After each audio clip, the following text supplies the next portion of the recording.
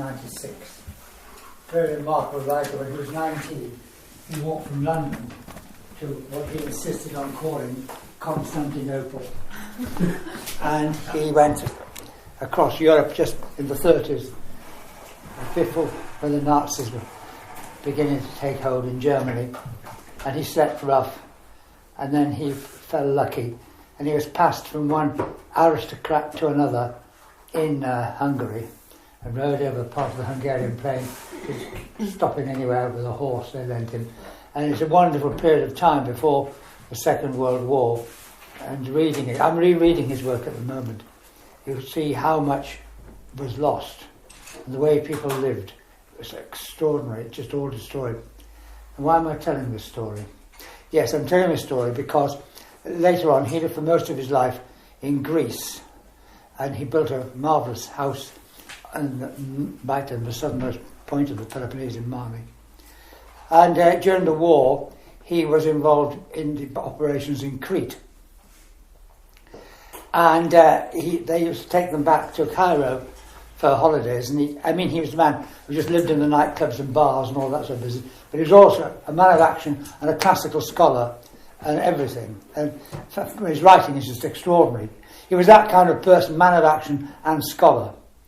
And one time in this place in Cairo where they're all staying, they hatched a plot to capture the German general who was the head of Crete. And they did it. They captured him right from under the nose of all the Germans, thousands of them. And they got him back to Egypt. And there's a marvellous story because they have to go over these hills. And he actually lived for 2 years with Cretan peasants right high up in the hills. He was simply one of them. And here's this man, very English and everything. And he does this. And he speaks, of course, the language fluently. And when he's going over the mountains with the German general, the general looks at one point somewhere at something, and he mutters to himself some phrase of Horace in Latin. And Lee Firmer hears it, and he completes the whole of the poem in Latin. And the German general just stands there with his mouth open. And they became firm friends, of course. Marvellous story. And they met after the war. But where I was going, that's who he was. They made a film with Dirk Bogarde in it. It was quite unsuitable. Called Ill Met by Moonlight. And the Goons, you remember the Goon show, you went with them, they had their own version called Ill Met by Goonlight. But the story I wanted to tell, this is rubbish I'm talking about. I'm nearly there. Was in the 1950s, he was giving a lecture to a large meeting of Greeks in Athens. And he had a large glass of water in front of him, from which he kept drinking, and throughout the lecture. And towards near the end of the lecture, it got diminished. So he took a jug of water on the side and poured it into the glass, whereupon it all went milky. He'd been drinking neat ouzo, a whole glass of it all the way through the lecture. And there was an uproar, because they said, this is a real man, you know, how the Greeks are. A real man, he's a scholar, and he drinks ouzo like that, you know, instead of water. And it's a true story, you know. And people who met him said, it's certainly true. Yes.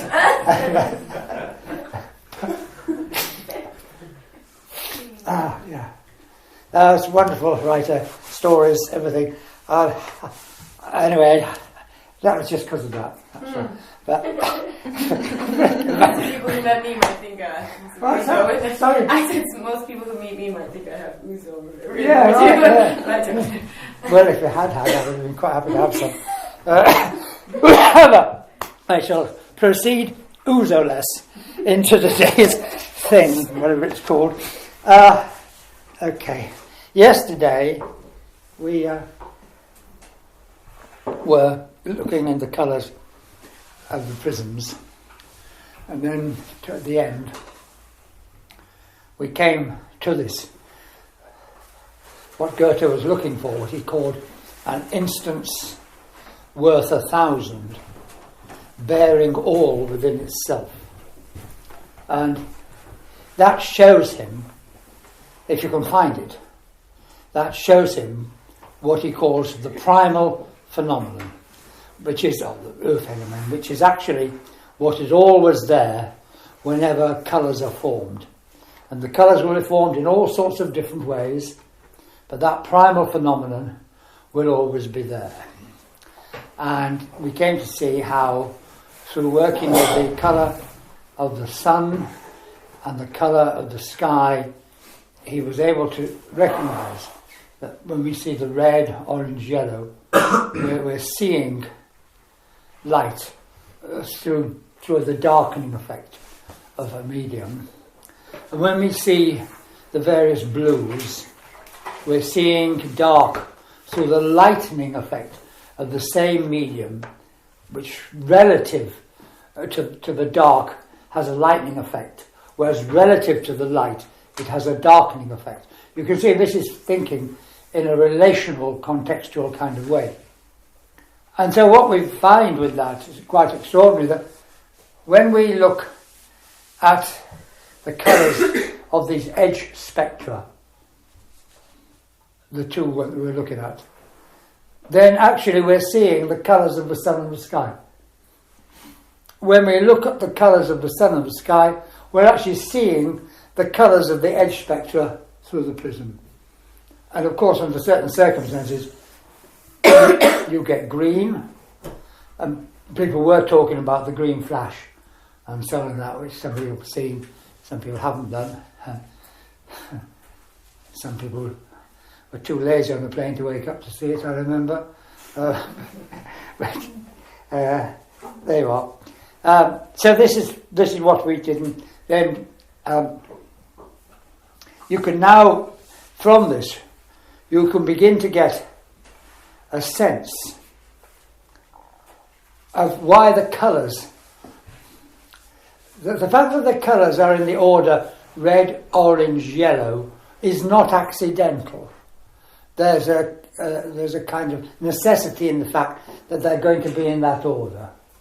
You can see this because of the way in which the colour, the lightning of, the darkening of light takes place. It will have to be red, orange, yellow. Now we don't know easily how it is that the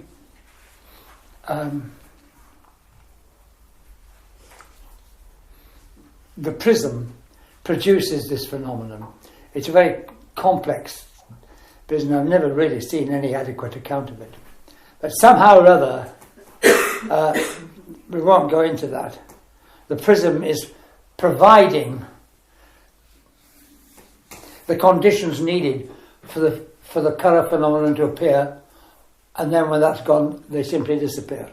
And the important point is the colours are excited in the light when the conditions are right. And when the conditions change, the colour changes. When the conditions go completely, the colours go completely.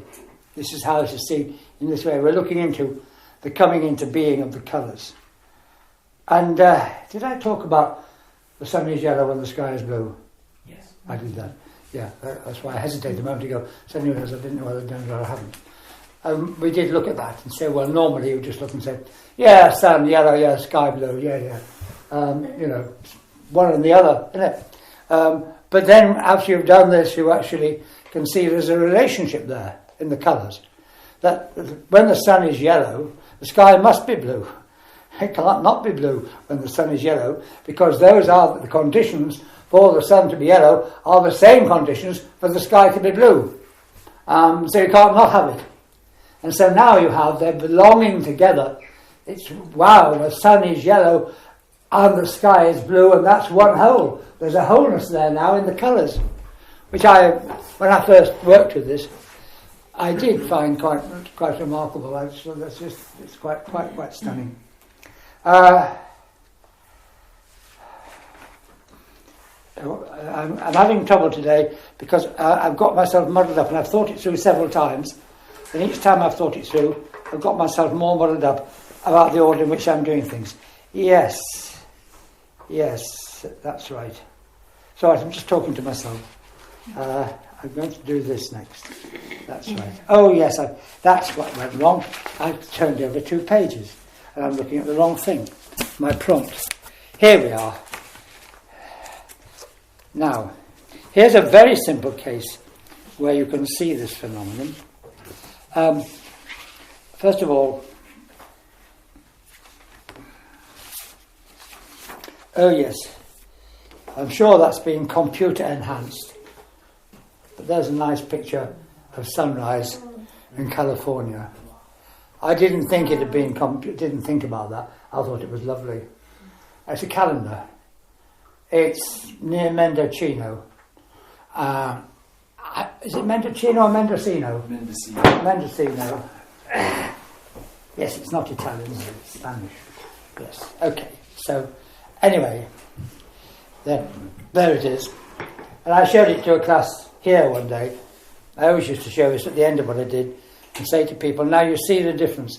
If I'd shown you this at the beginning, think of this at the beginning and think of now how you're seeing this. All the meaning there is there, the difference. And I thought that was a good thing to do. And people used to say, oh yeah, wow. And someone sat there and said, oh, it's been computer enhanced. So, in my naivety, of course, my enthusiasm, it never occurred to me. But there you are. That's what they do, but it looks good. Okay. And so, it's easy to say it's darkroom enhanced. Yeah, you could do, couldn't you? Actually, yes, the colours have been adjusted somewhat, but nothing's been put in there that wasn't there first. But it wasn't there originally. Okay, thank you very much. That's a very encouraging comment. Thank you. Yes. So, and there we have it. And I do think every time I do show it, people say, now when you see that, you see it quite differently from how you would have done if we hadn't done any of this work on Goethe's approach to colour. So that shows it's something that we've learned. We're seeing that differently. I rather like that anyway. But what I was going to show was this very straightforward phenomenon, not as easy to make as it seems. I've tried it. What we've got here, make sure I don't show the wrong one first. Yeah. We've got here a glass vessel with it's a colourless, it's white, isn't it? Semi-transparent medium. It's water, and you add stuff to it. And I forgot what stuff you add. I'll tell you that in a minute. And you get this condition, and it's black behind it. Now, what we're now going to do is we're going to take exactly that and not touch it in any way, and we're going to put a light behind it, and we're going to look at that light through the medium, and that's what we get. And you can see it now, the light in the medium appears reddish, isn't it? Okay, we're looking at the light behind. Now, what we're then going to do, without touching it at all, we're going to move the light to the side, and we're going to illuminate it through the side, and there it is.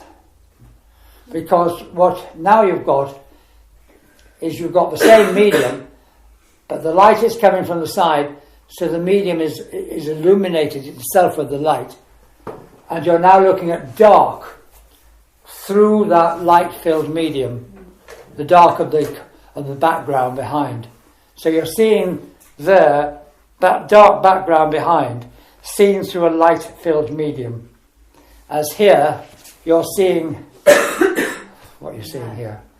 The light. The light. You're seeing the light through this medium, which is actually the one that's having the darkening effect.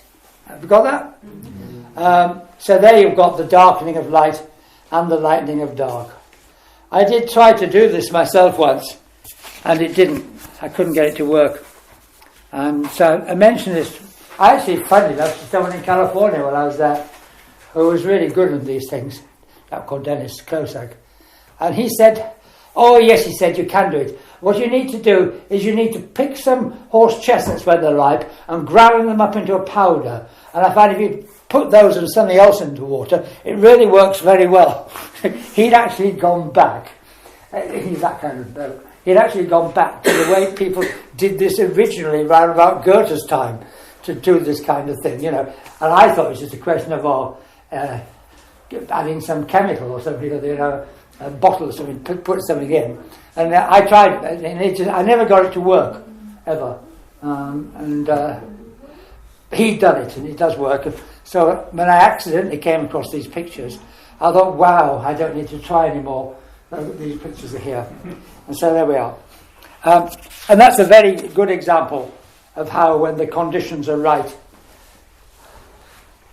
the colours appear. When the conditions change, the colour changes, and so on and that. So actually this darkening of light and lightening of dark is something that you can see wherever colour phenomena appear in a natural way. With blue mountains, you look at mountains for a long distance, they look blue and so on, and all of that, and the blue water and all of that, you know, depth of water. You can see it everywhere. It's a very natural thing. As I've said, the prism phenomenon is not easy to understand, and I don't pretend to understand it, how that actually does it. Because somehow or other, what's happening with that prism is it is setting up the conditions which are needed for the colours to be excited in the light. And which colours are excited depends upon, in a way, which part of the prism the light is coming through. Because there's prisms like that. So some of the light's going to go through a greater thickness of prism, some of it's going to go through a less thick. What's the English? Thinner. Thank you. Thank you. Thinner part of the prism, and that makes a difference. How the whole thing actually works, to be honest, I think the only honest to say, no one's ever seems to have really figured out how the prism does it, and you can get into quite complicated arrangements. Like, for example, you end up with diagrams like that, which I don't think you want me to do. Very, very, very. You don't like the look of that, do you? No. So we're not going to do that. You end up with something like that, and you have to visualise as a whole, and you have to visualise the fact that light which goes through different parts of the prism is attenuated in intensity by different amounts, and you have to hold that all together as one whole in your mind as you visualise this. Now, I did some years ago in the 1970s actually really work at this and try it, and I swear that one night it actually just shone, and I swear I saw how it happened, and I thought, that's it, and after that I could never see it again. So it must have been a fake. I faked it.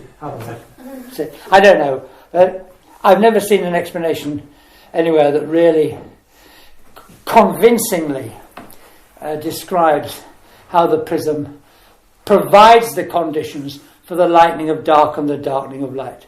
Goethe tried to do it in a certain way, but actually it doesn't work.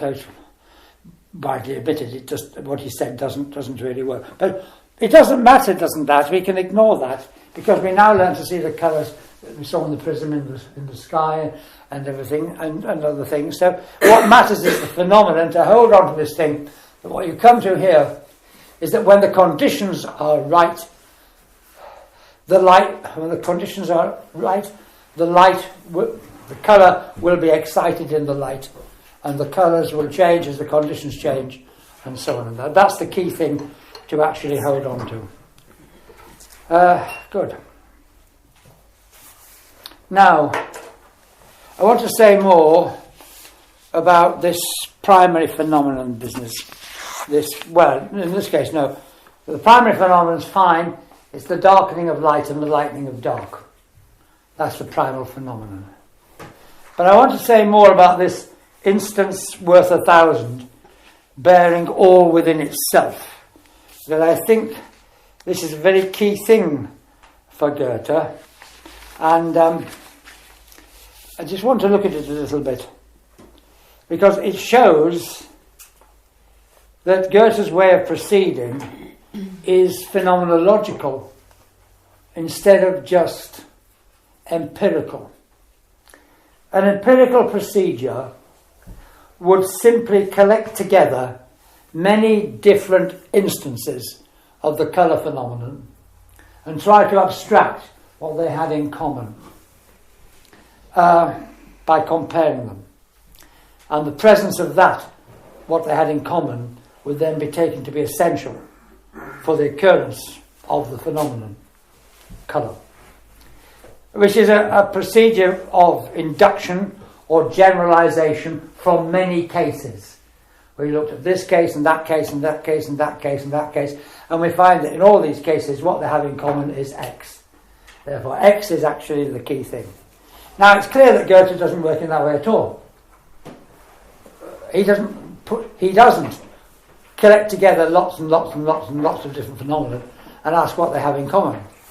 He says that the essential thing can be seen in one instance if you can find it.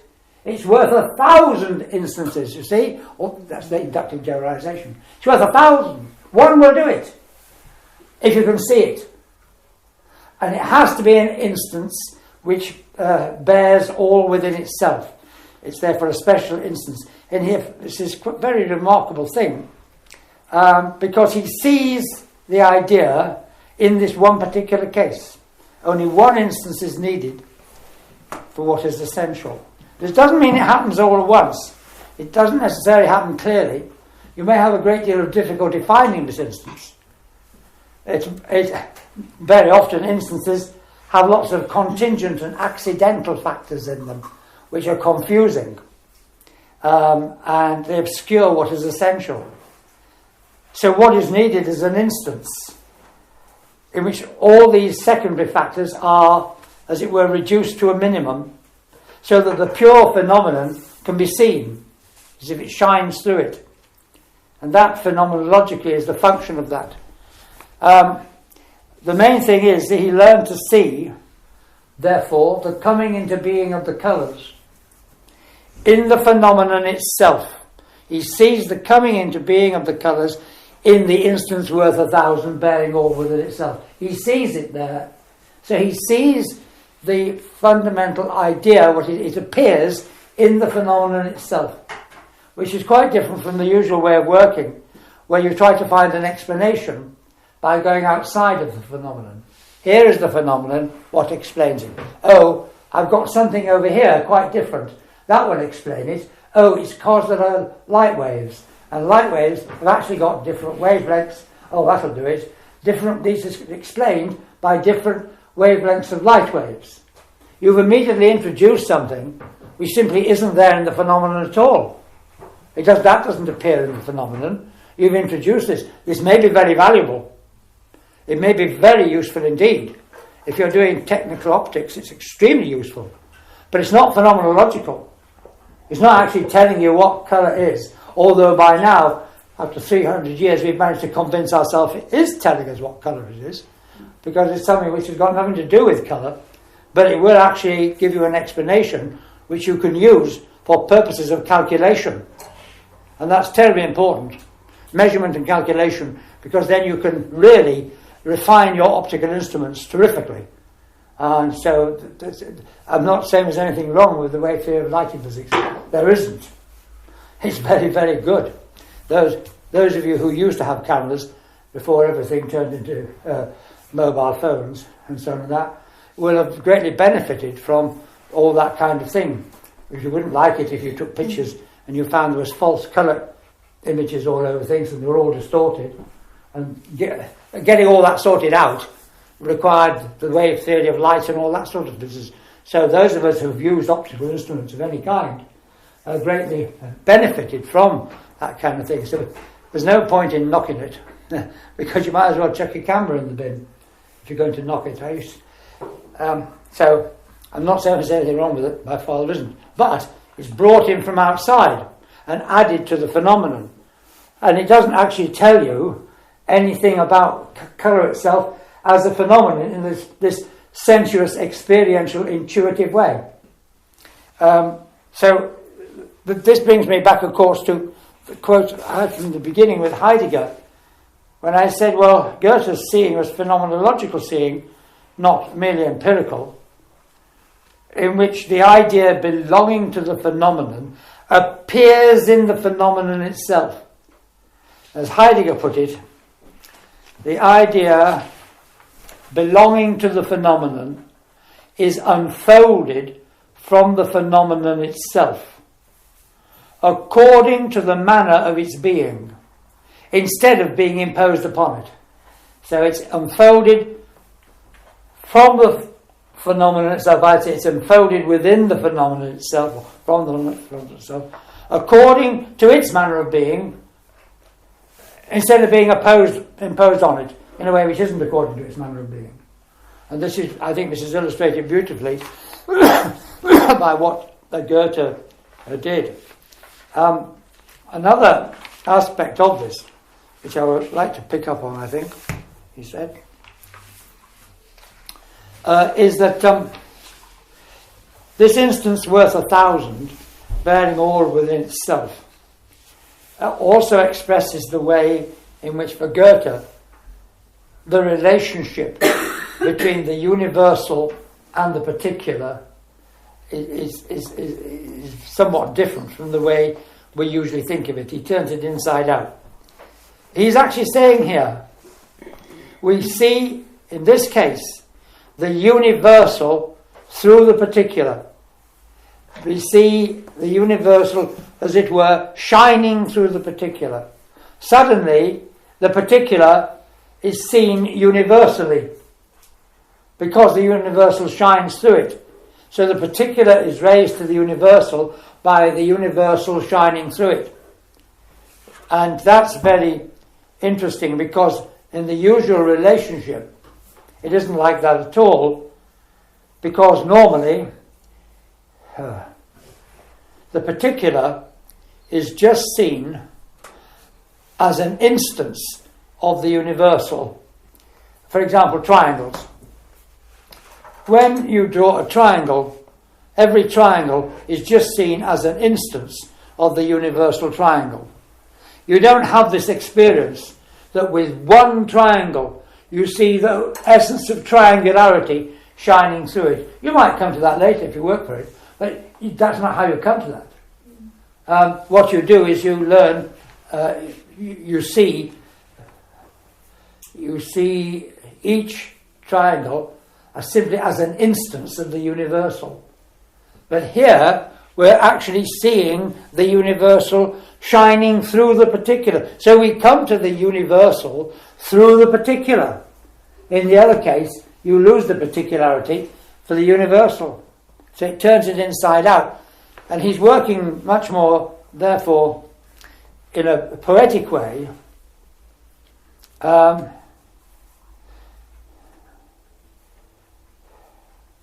hope you can follow that. He has a quote. I have a quote. I'll just read this. In one passage, he talks here about the difference between allegory. I call it allegory. What do you call it? Allegory. Allegory. You call it that, do you? Allegory. And I wasn't pronouncing it right. Allegory. Allegory. A difference between allegory and poetry. He says, it makes a great difference whether the poet seeks the particular for the universal or beholds the universal in the particular. So in one case you could just find particulars that fitted the universal. In the other case, you actually see the universal in the particular.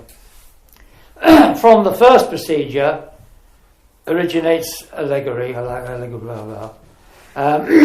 that's where you seek the particular for the universal, where the particular is considered only as an illustration, an example of the universal.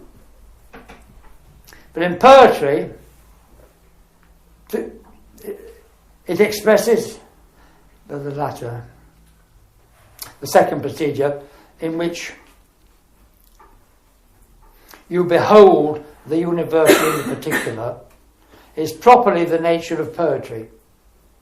It expresses something particular without thinking of the universal or pointing to it.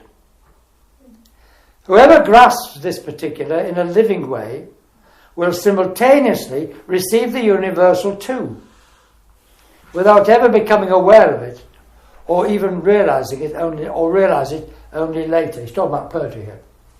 And this, of course, how it works.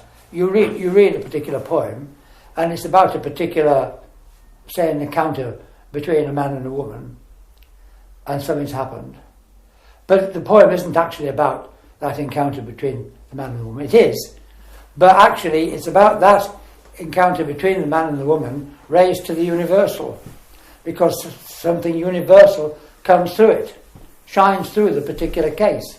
So the particular case is what it is, but it's illuminated by the universal, which it illuminates. So again, we've got this double figure, this figure of 8 lying on its side, that the universal, don't think I can say it now. I said it once, I hope you got it. If I try to say it again, I'll get it wrong. But that's how it is with poetry. Whereas with allegory, then in that case they're separate, and there is the particular and the universal, and the particular is used simply to illustrate the universal. You've already got the universal. It's not that you're seeing the universal through the particular, and so the particular is seen as an instance of the universal. You're just using it, and that's why it's quite dull. And there are, of course, in the medieval period, Renaissance period, late medieval period, allegory was used a great deal in poetry. Spenser's Faerie Queene, for example, which no doubt you will all have read, is allegory all the way through. And you can actually then, you can do the business of, what does this represent and what does that represent and so on. Intellectually it may be very satisfying, but poetically it's extremely dull. However, when you get a poem, like I was just saying, something that somehow or other, you see a perfectly ordinary situation described in this poem, and it is like a window through which something is coming, which is that situation illuminated, and you see that in that way, I said. And so he talks about, I always found this terrific, this particular thing he said about poetry, because I realised when I read it, that's what he does under science. That's the instance worth 1,000, bearing it all within itself. Because he's seeing there the universal shining through the particular, and that particular will allow the universal to do that. It's a very special particular. And that's the whole coming to presence in the part. It's a special part of this one. Okay? It's the same thing. And this, when you think about it, it's very beautiful. And it's an inside-out way of thinking. In the mathematical case, you have the universal triangle, and every triangle is simply an instance of that universal triangle. Okay, I've said enough about that. Because I want to say a bit more about, I'm not going to say more about that. I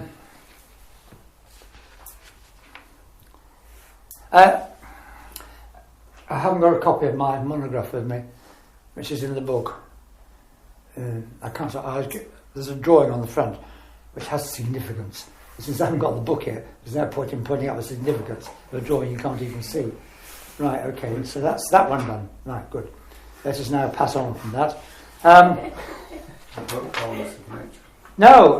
monograph. Oh, yeah. I wrote a monograph called Goethe's Scientific Consciousness, which is included in The Wholeness of Nature. And that was published in 1986, 10 years before. But the only reason The Wholeness of Nature was written, I did this monograph, Goethe's Scientific Consciousness, which was based on a paper I gave on Goethe and the hermeneutic phenomenology of nature, to the British Society for Phenomenology annual general meeting in 1980.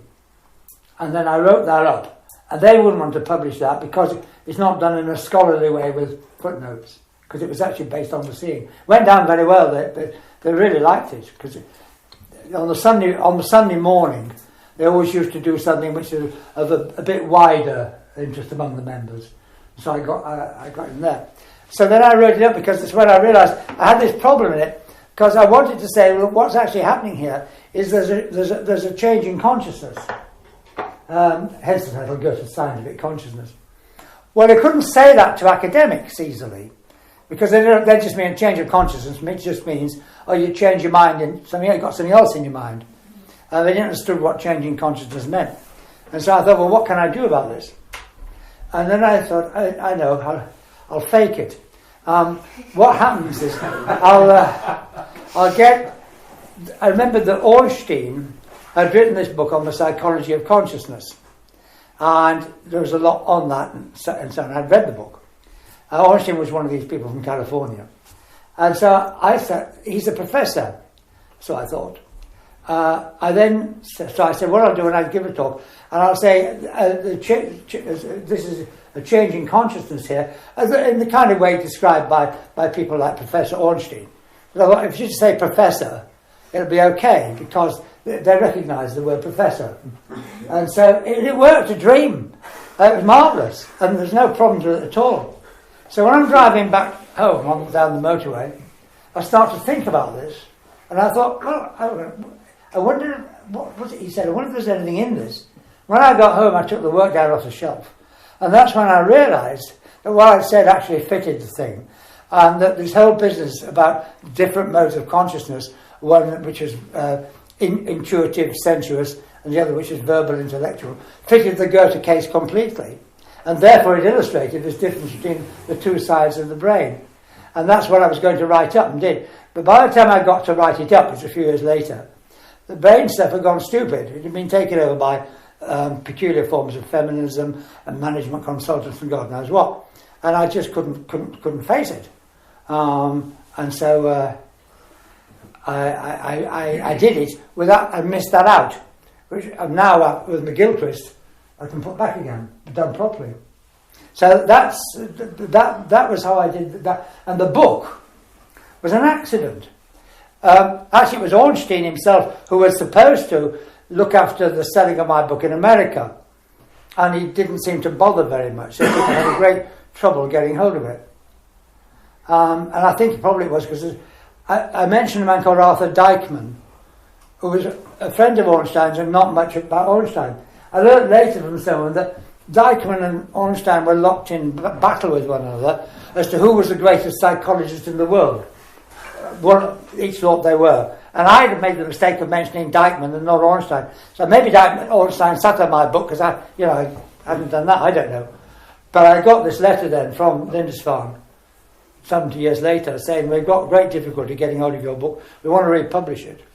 Would you, and we want to put in the wholeness, campaign authentic. Would you like to write a few words on your later thoughts on Goethe? So I said, well, yes, because I knew I had to say yes. I couldn't say to them the truth. I haven't had any more thoughts on Goethe. After 1986, I gave a couple of workshops, and I never thought about Goethe again. I was into other things. I wasn't interested in Goethe. I'd done Goethe, and that was it, you know. And so, but I knew I had to say yes. So I had to think of something, and I had reviewed a book for some people. I don't do book reviews, but they've been very kind to me, and they wanted me to review a book for them, so I did, by Dennis Sepper, called Goethe Contribution, in which he brought out the way in which Goethe had actually used the history of science, and said that the history of science is science itself. Well, this is what I was actually into at the time, was philosophy and history of science and the historicity of scientific knowledge. So I thought, I'll base it on that. I'll add extra thoughts. I know what I'll do. All this stuff I'm teaching, I'll put that in. That'll fill a few pages up. And so I did. And the result was that doorstop thing you got there. All that stuff at the end was really done by accident. I never intended to do it. I did all the stuff on the history. And I thought, oh my God, I haven't mentioned Goethe. I've done about 100 and God knows how many pages. I haven't mentioned Goethe, so I better do something on Goethe. So I did the Goethe on colour, based on something I discovered by accident. And then I thought, oh my God, I better do something on the biology. And I was so bored by them, I got naughty. I described the biology backwards to see what it looked like. I started with the archetypal idea and worked down to the organism, whereas everyone starts from the organism and goes the other way. And I just did that to see how it worked. And I was so bored at one point, it was a diagram where I put a picture in, I made it wrong. You know you get those lovely sequences of plant silhouettes going round? Well, I did that, and one of them, I cocked it over the other way. I just did it because I was bored. I did this, and I thought, oh, it doesn't matter, the publisher will sort it out. But of course, the publisher didn't, because they thought there was some meaning in this. So there it is in the book. This thing goes there, this cockeyed one. So the book came out, and suddenly there's this guy, Henri Bortoft, who was an expert on Goethe, entirely by accident. And that's how it happened, So it's been a strange life, I must say. Be careful what you do, it may come back to haunt you. Anyway, there we are. Yeah, this few extra words by far makes up the bulk of the book. Yeah, it does, I know, that's the thing about it. I sometimes say to her, I'm running out of breath, that's what I've done. I've run out of coffees now. Freudian slip.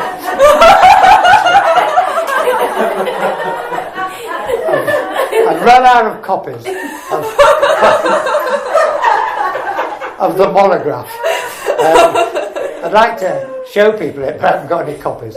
And it's very thin. And I say to people, don't bother with the big book, buy this little one, which only costs £6 or something. And that's the thing I first did. Some people have said, well, actually, it's quite concentrated. So if you read personally, I wouldn't read the rest, unless you're really interested. I would read the bit in there that's called Goethe's Scientific Consciousness, which isn't all that long. You've worked on the wholeness paper. There's a bit on the end on Goethe on that. That I would read, and I'd read the bit that's called, second part, which is called Goethe's Scientific Consciousness, and I would ignore the rest of the book. But if you want to do the phenomenology of seeing, as I mentioned, the first chapter in the third part, on the organising idea, I'd read that. And then I wouldn't bother with the rest. I'll mention something in a bit about what I say about Colour and Newton there, and I'll tell you why I did that in that way. But you don't need to bother with all the rest. So that helps. And right. Now I want to say a bit more about this. I am saying a bit more about primary phenomena. This idea that you can see the idea shining through in a particularly clear instance is very much a feature of phenomenology. Usually the idea is that people have the idea, you abstract the idea from something, or as in modern science, you bring the idea by imagination to something. But in phenomenology, you'll find that you can actually see the essential idea in something. It's a development of seeing. And so you can see it directly. It's not just that you have things given empirically and then you have to find the idea. You can actually go through the empirical to see the idea directly. And if you work with that chapter on the organising idea, you'll see what that means. So, for example, I got an example I quite liked, I've not developed it, which I found in a book by Erazim Kohak called Experience and Idea, which I think is a lovely book, but I don't know if it's still available, which is a phenomenological book, and I found very clear. He talks about jealousy, and he says jealousy has a logic of its own, which we can grasp. In other words, the very idea of jealousy, it's got its own structure. And when we do, we see this. We don't infer it from cases of jealousy, We don't deduce it. We don't speculate about it.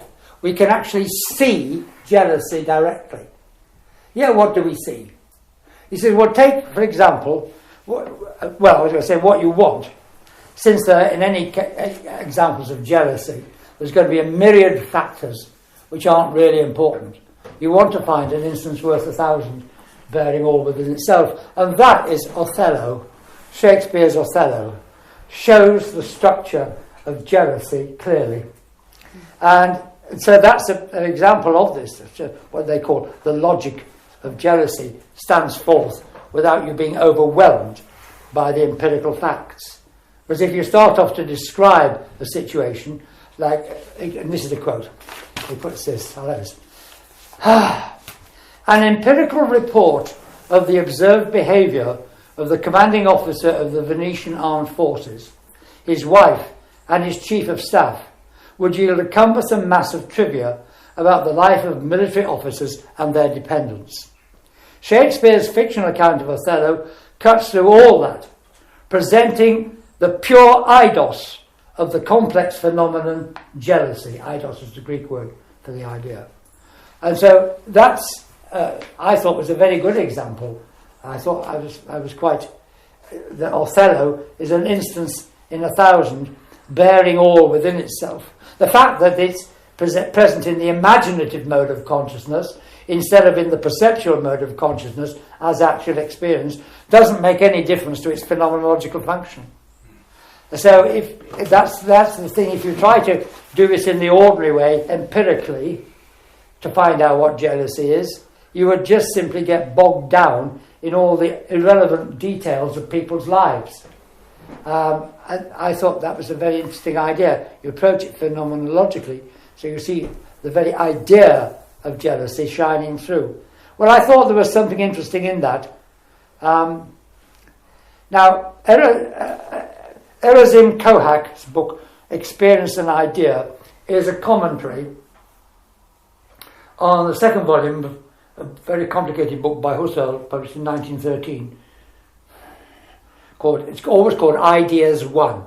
There's Ideas 1, Ideas 2, Ideas 3. And there's a very complicated subtitle, which I can't remember at the moment, and that's just fortunate because you would be frightened by it.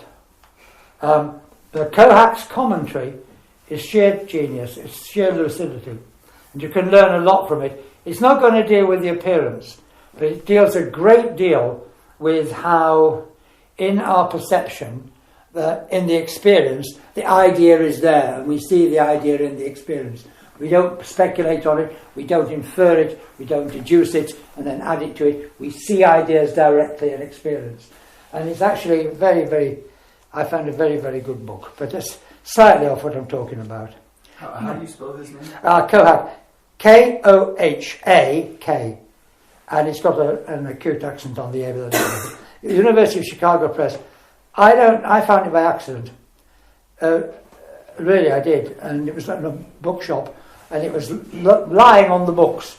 Someone had taken it out, looked at it, and not put it back. And I was caught by the title. Oh, that's interesting. Picked it up, and I thought, bloody hell, this is more than interesting. This is fantastic. Extraordinary. And I've read the book several times, and I find it terribly valuable. There's a bit more in it than you would want, but you can pick things up from it. And that's where I got this example from. I hope that do you find that helpful to think about Othello in the same context and so on or not? I don't know. I've not mentioned that before. This is part of a lecture I gave at Columbia University in New York in 1999, and I forgot about it until I woke up one night in the middle of the night before I was coming here, and it came into my mind. And so I thought, I'll take that down with me. Now, I want to say still a little bit more about this wretched instance worth 1,000 bearing all within itself. And then after that, it'll bring me to coffee. Something has to be said about the influence of Francis Bacon on Goethe.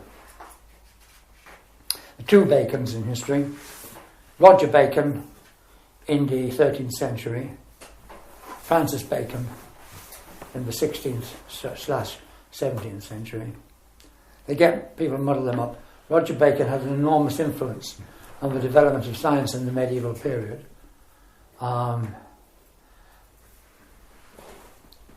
Francis Bacon had an enormous influence on the development of science later on. He was the hero of the Royal Society when it was formed in 1660, and they had a big bust of Bacon there and so on. But the strange thing about Bacon is it's actually very difficult to see in what way his writings on science were actually helpful to the development of science. It's often been pointed out that science didn't actually work in the way in which he said it would. That he did predict the idea of big research teams and scientific institutions and so on, and he was a source of inspiration and vision. But it wasn't until the 19th century. See, I don't think it was until the 19th century the scientific revolution really happened. And that's actually when what they call the Baconian sciences developed, when people really started to explore empirically the phenomenon of light, the phenomenon of magnetism, the phenomenon of heat, the phenomenon of electricity, the phenomenon, and all that business as phenomenon. Before that, it had been very mathematical. But Bacon's always been famous because he, it is said, advocated the method of induction, whereby you, we just mentioned this in effect, you would find many different cases and try to generalize from them, reach a generalization. Something like, this metal melted when it was heated, another metal melted when heated, then there's another one melted when heated. We shall therefore conclude that all metals melt when heated. And it was generally supposed that this was how scientific work was done, and that Bacon had advocated this. And I sort of grew up with that. Well, it seemed clear that it didn't actually work that way because of the mathematics. And so I grew up with that. And the big thing about, and it affected a lot of people here and in Germany and so on. He had a huge influence. But there was then realised by various people at different times in the 20th century that science wasn't like that at all. And so there was a huge change. People realised that in Germany. Husserl, Heidegger realised it. France, Bachelard realised it. Kangulein realised it. And then in America, of course, it was Thomas Kuhn and so on, and all those people realised that science just doesn't work in that way. But the extraordinary thing is, it's the power of the image. That Bacon never said it worked in that way. Bacon himself did not advocate the method for which he is universally famous. He actually does include this method and says, well, you won't get very far with it. That won't take you very far. He said specifically that this is called enumerative induction, is a puerile thing and leads to no result. This is what he's famous for advocating as being the royal road of science. A puerile thing that leads to no results. So the universal prejudice that Bacon was a naive empiricist, what he called merely an empiric, it's been shown to be completely unjustified. So that's the first thing that needs to be said.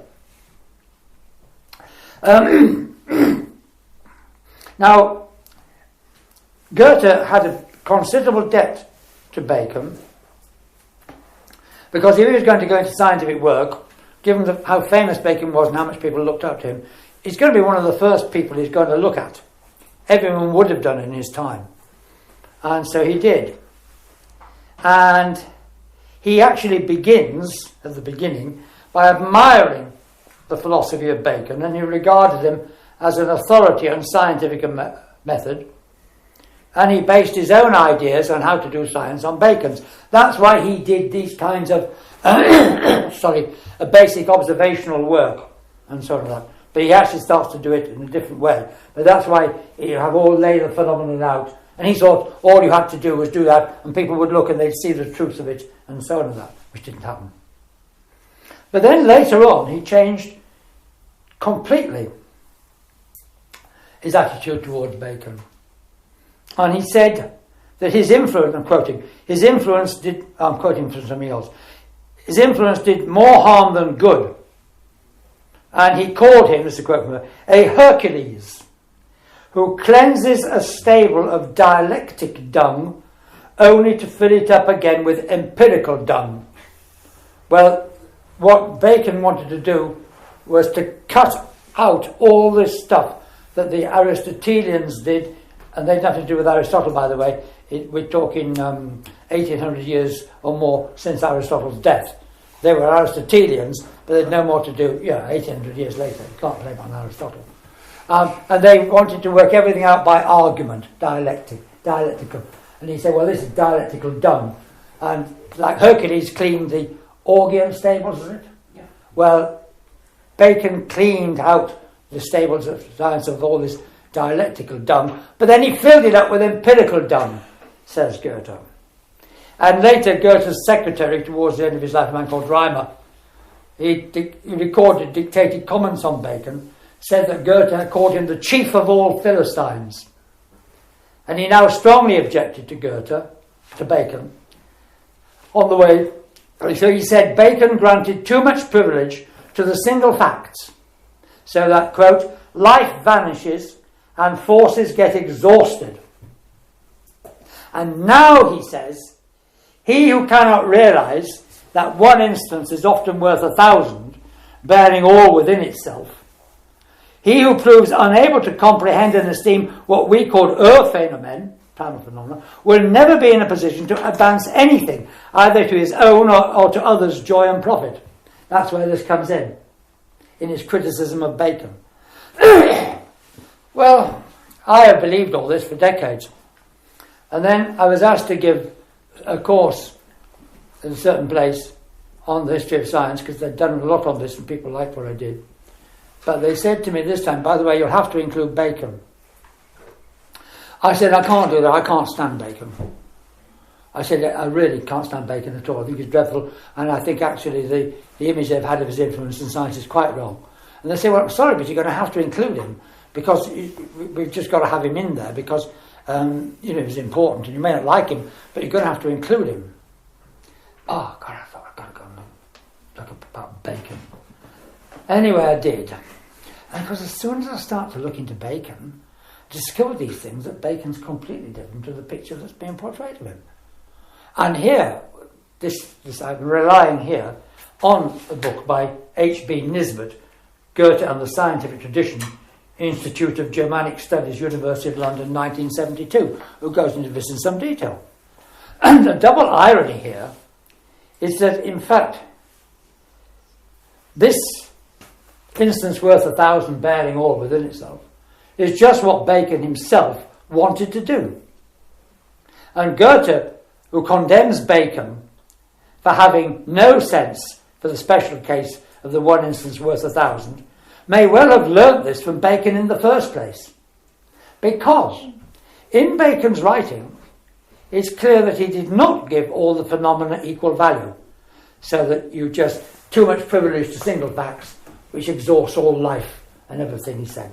That says Goethe. Bacon, in his Novum Organum, which Goethe had read, singled out certain instances which are especially instructive. And he emphasizes the role of what he calls the shining instances or the striking instances. And here's what he said. This is Bacon. They are those instances which exhibit the nature in question naked and standing by itself, and also in exaltation or highest degree of power, as being disenthralled and freed from all impediments. But can you see that that's exactly the same idea as an instance worth 1,000, bearing all within itself from which all secondary factors have fallen away. It's clearly the same idea, in different words. And I think that in the end, that Goethe was less than generous to Bacon. But I also think that Goethe managed to do what Bacon wanted to do but couldn't do. Because I have no doubt about it, that Bacon couldn't actually do what he wanted to do. He wrote about it, and he saw this. When he tried to do things and it didn't work, he didn't get anywhere. And I think the one person who did get somewhere with it was Goethe. And this has all got obscured. Now, I gave this in this talk at the University of Columbia quite deliberately because I knew there was going to be a lot of very strong, important Goethiness there from the Germanic tradition. And they certainly wouldn't like this. Because their view is that Bacon was a terrible man. Well, he was a very difficult man. He treated women very badly, they say. Well, yeah, who didn't in those days, you know. I mean, he did treat women very badly, you know, and so on and that. But hey, you can't judge the guy's scientific work on how he treats women, can you? I mean, not really. But I never liked Bacon. I think he was a tricky customer. But so what? There's a lot of tricky customers. You can't, you know. So I just think that. So another one of my ways, nobody likes this. Another way of freeing Goethe from the kind of Goethe thing would be to say, well, actually, he managed to do the true Baconian science that Bacon couldn't do. But I wouldn't dare do that because people misunderstand Bacon so much. The idea that his shining instance, it's a shining instance. It's an appearing instance. Shining. If something shines, what's it do? It appears. A shining instant. It appears. An instant's worth 1,000, bearing all within itself. It's a shining instance. The very word shining, it says appearing in the phenomenon. The idea appears in the phenomenon. And this, sadly, you see, what happened is, which we're going to mention this after the break, we come to Newton's famous experimentum crucis. The crucial experiment, crucis meaning cross. Also, the cross, where it's like a kind of crossroads, which he believed was what Bacon had said. Now, I wish to God I'd written this down and kept it. In the early 1960s, I found a book in Putney Library on various essays by a chap who'd written on Goethe, on Newton. And in a footnote in one of them, he had actually said that the experimental crucis is a misunderstanding. Bacon didn't call it that. Newton thought he called it that. And Newton got that from Robert Boyle, also in the Royal Society, who mistranslated what Bacon had said. Bacon had said experimental something which was actually the shining instance. So the whole experimental crucis idea, about which someone said, was actually a mistaken idea in the first place, even with Newton,